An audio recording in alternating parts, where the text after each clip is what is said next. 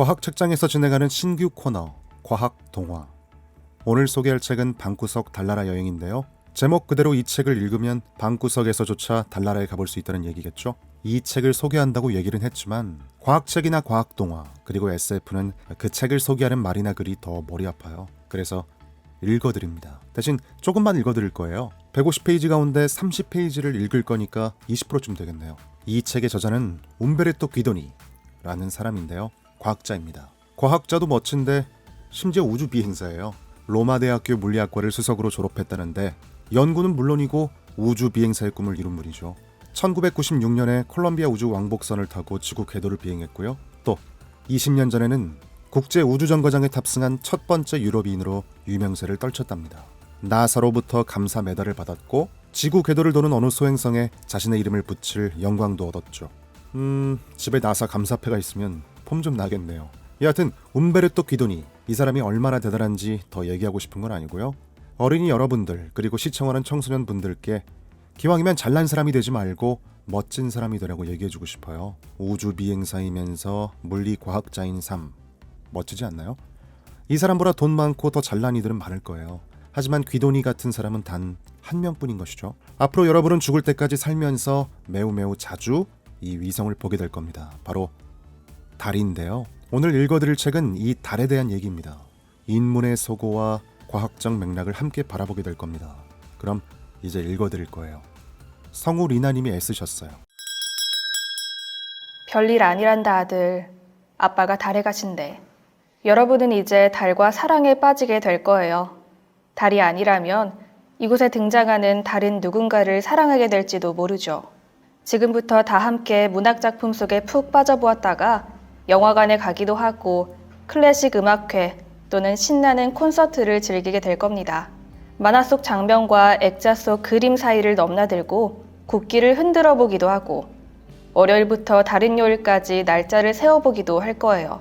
좀 더 환상적인 세계로 들어가 볼까요? 여러분은 늑대인간과 다양한 동물들 그리고 달에서 온 신비로운 나무에 대해서도 배우겠죠. 슬프면서도 아름다운 중국의 상하전설과 셀레네를 비롯한 다양한 달의 신들에 관한 이야기도 알게 될 겁니다. 달아, 하늘에서 무얼 하고 있니?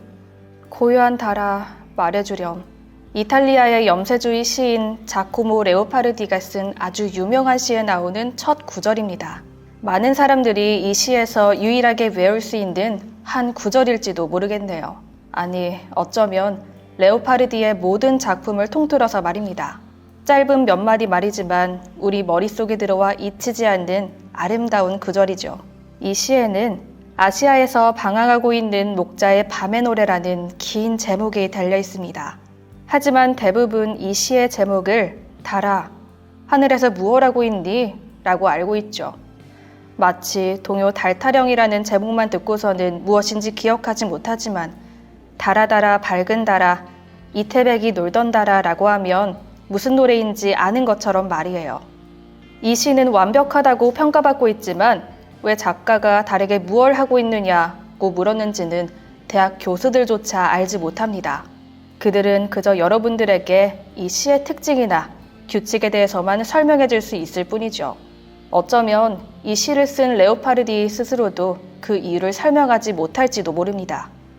밤하늘을 밝게 비추는 달은 수많은 사람들의 사랑을 받았지만 우리는 아주 오랜 세월 달에 대해 잘 알지 못했습니다. 하지만 과학자들이 달에 대해 많은 것을 밝혀내면서 이제는 달에 대해 거의 모든 것을 알고 있다 할 수 있죠. 거리, 크기, 구성 요소, 기원, 온도, 자전, 주기 모두 굉장히 흥미롭지만 여전히 그 누구도 알아내지 못한 것이 있습니다.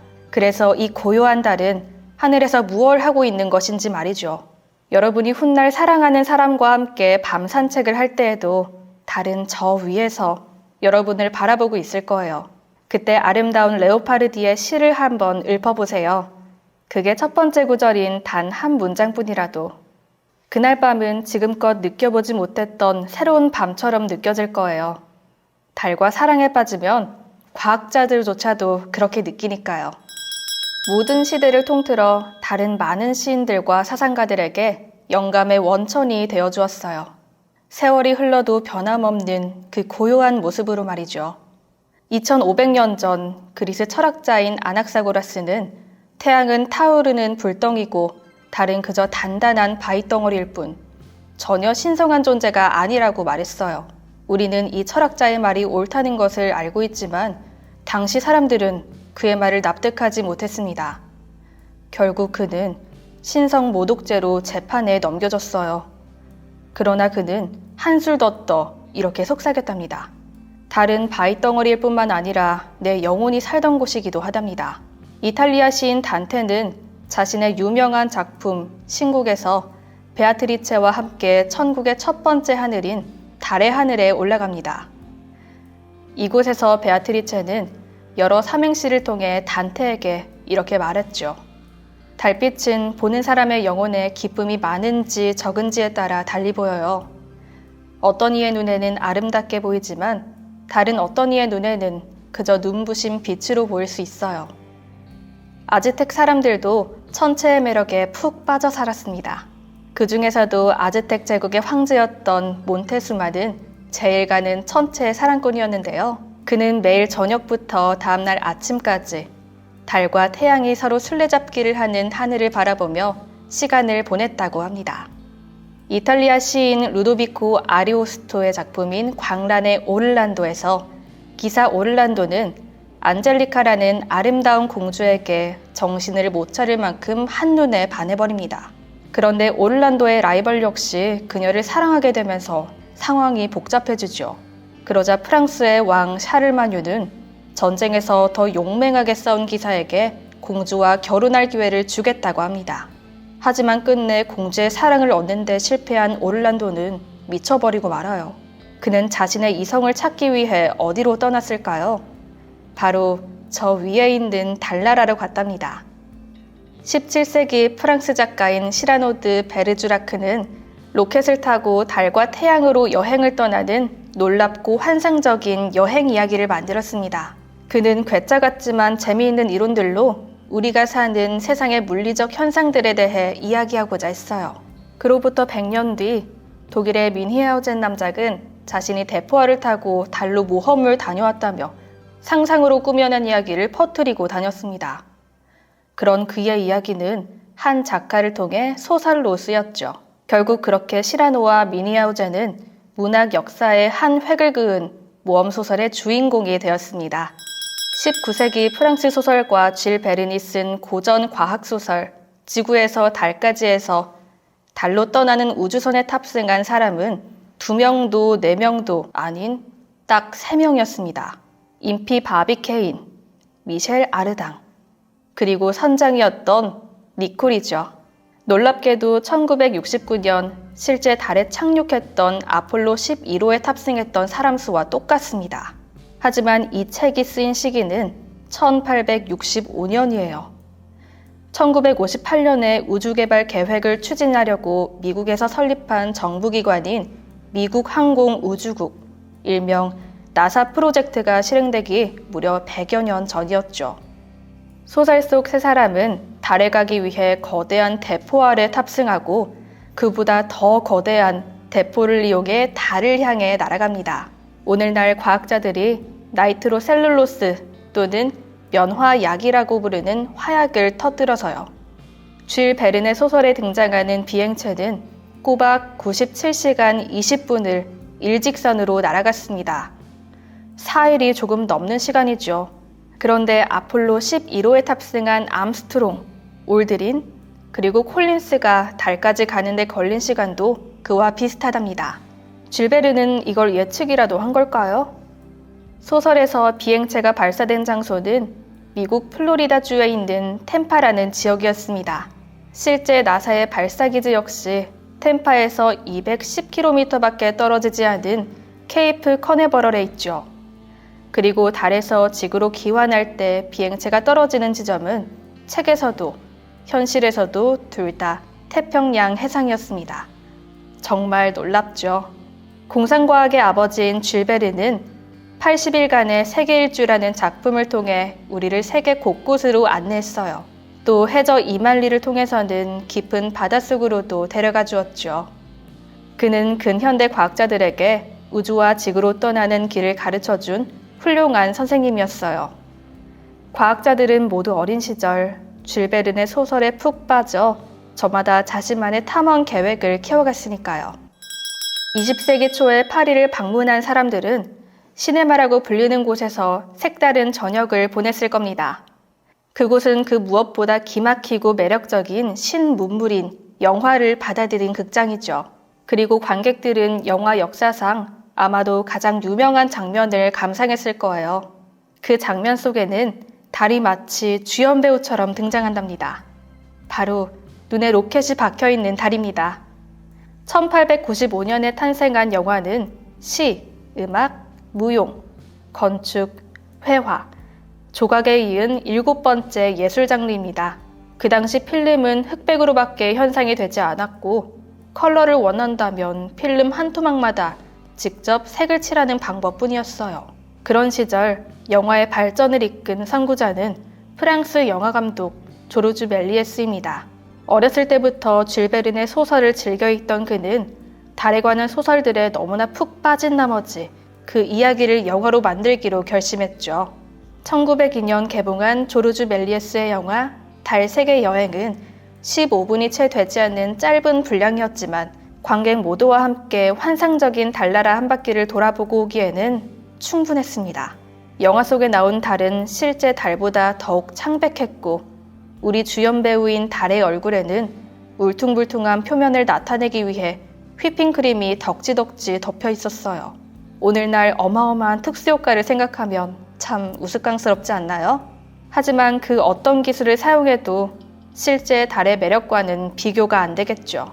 그로부터 한참 후인 20년 뒤 1929년 오스트리아 영화감독인 프리츠랑은 자신의 영화 속에서 한 여성을 달로 보냈습니다. 아니나 다를까 영화 제목은 달의 여인입니다. 우리는 언제나 공상과학의 세계를 꿈꾸며 살았습니다. 하지만 언제부턴가 영화 속에서만 보던 과학기술들이 점점 현실이 되기 시작했죠.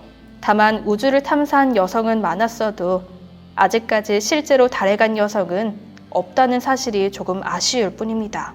하지만 나사에서 새로운 달 탐사 프로젝트 아르테미스 계획을 예고했으니 최초로 달에 가는 여성이 탄생할지도 모르겠군요. 영화 2001 스페이스 오디세이의 후반부는 1999년인 미래를 배경으로 합니다. 1999년이 미래인 이유는 이 영화가 1968년에 개봉했기 때문이죠. 죽기 전에 꼭 봐야 할 영화로 손꼽히는 이 작품은 인간이 최초로 달에 착륙하기 1년 전에 발표되었어요. 영화 속에서 인류는 신비한 검은 비석이 발견된 달 위에서 우주를 연구하고 있습니다. 꽤 오래전에 만들어진 영화지만 오늘날 우주 과학자들의 모습과 매우 유사하죠? 물론 지금 여러분들에게 이 영화 줄거리에 대해 이야기하진 않을 거예요. 너무나 명작인 만큼 언제가 되었든 여러분은 이 영화를 보게 될 테니까요. 어쩌면 그때 이 영화를 보게 된 미래의 풍경과 이 영화가 만들어진 과거의 상상이 서로 닮아 있다는 걸 눈치챌 수 있을 거예요. 두고 보세요.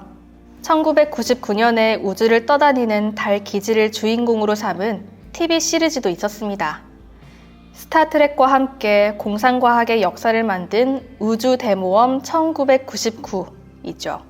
이 작품 역시 1970년대 중반에 방영되었기 때문에 그들의 기준에서는 미래가 배경인 작품입니다. 극 중에서 달은 기발하게도 지구의 궤도에서 벗어나 마치 통제 불가능한 우주선처럼 우주 공간을 마구 떠돌아다닌답니다. 당시 극장 스크린이나 텔레비전 화면 앞에 앉아있던 젊은이들에게 1999년이란 마치 다가오지 않을 것처럼 까마득한 미래로 느껴졌을 테죠. 하지만 지금은 먼 과거가 되었어요. 달에 관한 영화는 이렇게 수도 없이 많습니다. 영화 목록만으로도 책 한 권을 쓸 수 있을 정도예요. 지금 이 시각에도 촬영 중인 영화가 있을지도 모릅니다. 그러나 그 많은 영화들 가운데 잊을 수 없는 작품은 1964년에 나온 달의 첫 인간입니다. 아직 달 정복을 이루진 못했지만 한창 노력 중이던 시기에 나온 영화죠. 우리가 이전 페이지에서 100년 전 영화들에 대해 말하며 언급했던 소설. 바로 허버트 조지 웰스의 달세계 최초의 사람들을 원작으로 하고 있어요. 여우, 까마귀, 늑대, 그리고 토끼는 땅거미가 질 무렵 초원으로 모였습니다. 친구들은 평소에도 한 달에 한 번쯤 그렇게 모이곤 했죠. 공기는 맑았고 하늘은 점점 어둑어둑해졌습니다. 참새 한 마리가 제잘거리며 인사를 하고 지나갔어요. 친구 넷이 모여 앉아 도란도란 이야기를 나누기에는 최고의 순간이었죠. 그런데 갑자기 늑대가 모두를 집중시키더니 자리에서 일어나 근처에 있던 바위 위로 걸어 올라갔습니다. 그리고 힘껏 울부짖었습니다. 초원 반대편에서도 그 소리가 들릴 정도로 큰 소리였어요. 나머지 세 친구는 늑대의 울음소리에 깜짝 놀랐습니다. 그러나 이내 소나무 사이로 크고 둥근 달이 서서히 떠오르는 모습을 볼 수 있었죠. 얘들아, 저 멋진 모습 좀 봐. 한 번도 본 적 없는 아주 큰 보름달과 늑대라니. 어느 서부 영화에 나오는 장면 같지 않니? 토끼, 까마귀, 여우는 서로 눈을 마주치고는 일제히 고개를 끄덕였습니다. 그만큼 멋진 광경이었거든요. 늑대가 다시 친구들 곁으로 돌아왔을 때 달은 하늘 높이 떠오른 채 초원을 내려다보고 있었습니다. 늘 그렇듯 그 은은하고 묘한 눈빛으로요. 나는 언젠가 힘차게 점프를 해서 달에 올라가겠어. 여우가 다짐했습니다. 실은 진작부터 계획을 세우고 있었죠. 하지만 넌 포도 한 알도 제대로 따먹지 못하는걸? 까마귀가 심술을 부리며 여우에게 핀잔을 주었습니다. 너희들은 달에 그려진 토끼가 안 보이니? 난 보여, 정말이야. 토끼가 보인다고. 토끼가 흥분하며 외쳤습니다. 난 분명 아무것도 안 보였는데. 방금 전 자신이 달에 있는 토끼를 향해 으르렁거렸다고 친구들이 오해할까 걱정이 된 늑대가 조용히 중얼거렸습니다. 어쩌면 이 늑대에게 토끼는 한입거리겠지만 친구끼리는 절대 서로 잡아먹지 않아요. 그러니 이 토끼는 안전하답니다. 다른 말이지, 사실 치즈로 만들어져 있어. 정확히는 스위스 치즈로 만들어져 있지. 까마귀가 까악까악 쉰 목소리로 말했습니다. 여우, 토끼, 늑대는 모두 고개를 쳐들었습니다. 생각지도 못하게 눈앞에 나타난 치즈 조각을 올려다보기 위해서였죠. 그리고 다 같이 숨을 크게 들이마셨어요. 세 친구 모두 기분 좋게 솔솔 풍겨오는 치즈 향을 느낄 수 있었습니다. 무엇보다 이때는 저녁 시간이라 다들 배가 무척 고팠어요. 너무 많이 떠들면 저 치즈달이 부리 위로 흘러내릴지도 모르니 조심하라고. 여우가 깔깔댔습니다. 조금 전에 까마귀가 부린 심술에 복수라도 하듯이 말이죠. 너 때문에 달이 내 머리 위로 주르륵 떨어지는 건 사양하겠어.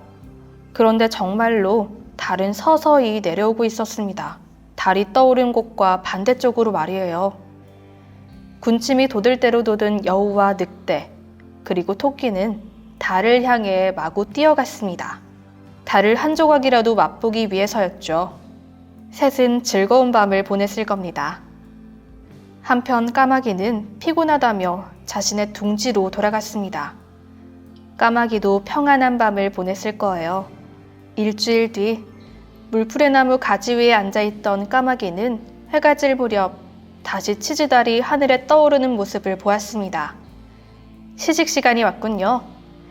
친구들이 달을 절반이나 먹어버린 건지 달은 반밖에 남아있지 않았어요. 하지만 달의 아름다움과 매력은 여전히 그대로였기 때문에 까마귀는 그다지 기분이 상하지 않았습니다.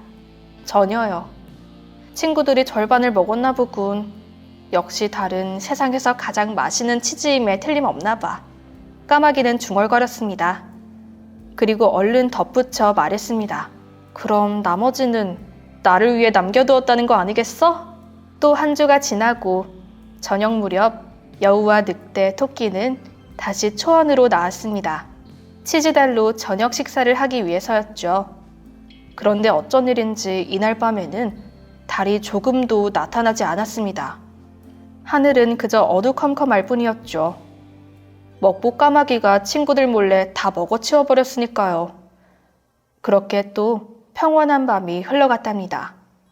벨기에 만화가 에르제가 땡땡의 모험이라는 아주 유명한 만화를 그리고 쓴 시기는 1954년이었습니다.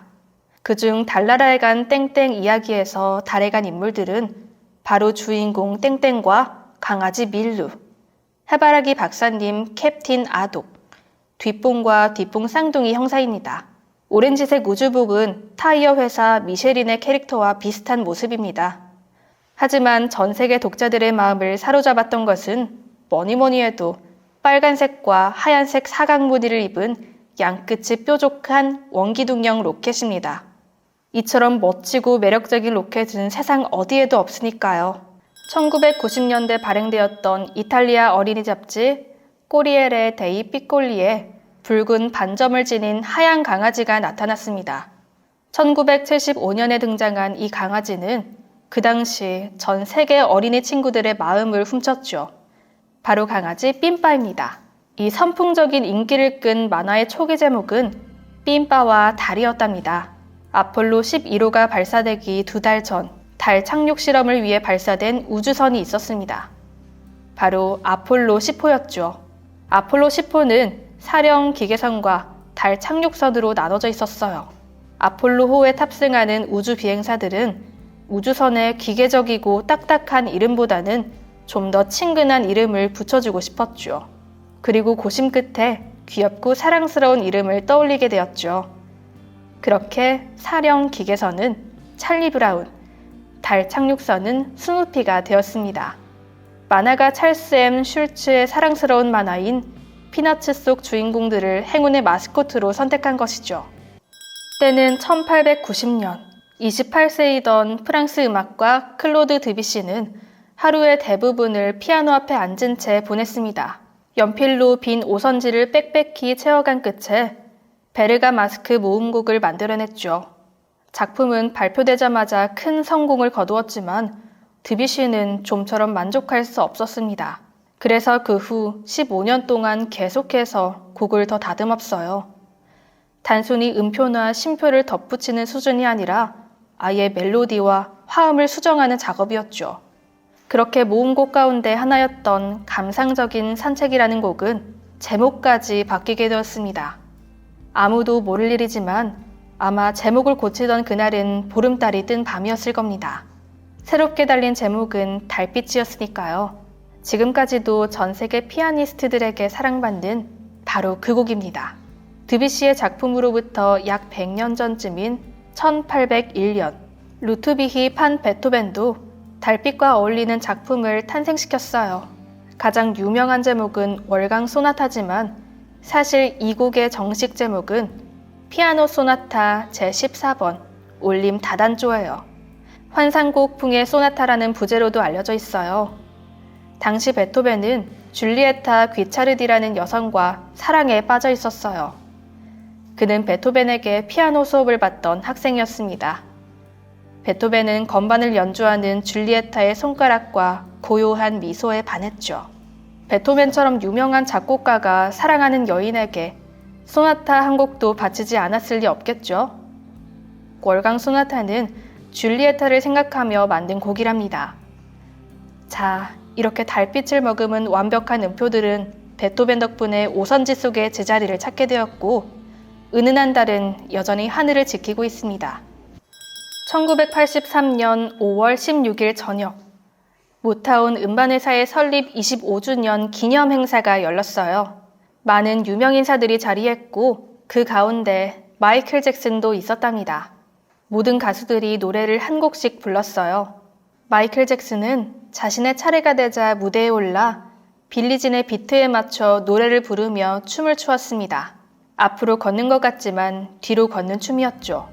마치 지구보다 중력이 덜 강한 달에서 걷는 것 같다고 해서 이 스텝은 무노크라고 불리게 되었어요. 베토벤이 쓴 월강 소나타 이야기를 기억하시죠? 그 노래의 멜로디를 딴 이탈리아의 국민 가요가 있습니다. 가수 프레드 부스 칼리오네의 저 아름다운 달을 봐입니다. 노래 가사에서 한 남자는 바다에 비친 달을 하염없이 바라봅니다. 사랑하던 여인이 떠나고 그는 밤에 홀로 남겨진 것이죠. 남자는 달이 그를 지켜보는 동안 바다에 빠진 달처럼 자신도 기꺼이 이 사랑에 빠져 죽을 것이라 노래합니다. 1960년대에는 플라이 미 투 더 문이 큰 성공을 거뒀습니다. 많은 사람들이 이 곡을 불렀지만 가수 프랭크 시나트라보다 많이 부른 사람은 없을 거예요. 노래 속에서 그는 자신을 달에 보내달라고 청합니다. 별들 사이에서 노래하고 목성과 화성의 봄은 어떠한지 볼 수 있도록 해달라고요. 괜히 이 노래가 2000년에 개봉한 영화 스페이스 카우보이의 OST가 된 것이 아니죠. 물론 핑크 플로이드의 더 다크 사이드 오브 더 문이나 캣 스티븐스의 문 섀도를 빠뜨릴 수 없죠. 킹 하베스트는 댄싱 인 더 문라이트의 리듬에 맞춰 춤을 췄고요. R.E.M의 맨 온 더 문, 플리트 우드 맥의 시스터즈 오브 더 문, 워킹 온 더 문을 부르며 달 위를 걸었던 그룹 폴리스, 투 더 문앤백을 부른 세비지 가든도 인상적이죠. 달에 관한 노래는 이처럼 다양한 장르의 곡들이 많아 온라인에서 취향대로 선곡표를 만들 수 있죠. 달이 높게 뜬 밤, 하늘을 바라보며 이 노래들을 한번 들어보세요. 그 밤의 분위기가 확 바뀔 거예요.